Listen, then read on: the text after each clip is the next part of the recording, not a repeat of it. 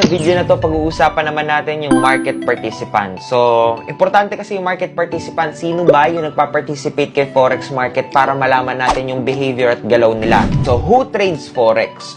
Number one, may mga tinatawag tayong institutional investors. Ito yung mga malalaking tao sa Forex trading. Masyadong malalaki yung capital nila and they can make the Forex market move.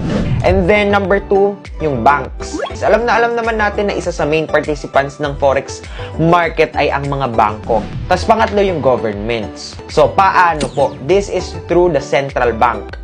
Why? Kasi central bank is in charge of setting the exchange rate for its own currency. So, number 4, retail traders. So, dyan po tayo nabibilang. Tayo mga nagtitrade gamit ang MetaTrader 4 natin at nag-a-analyze sa TradingView. Dito po tayo.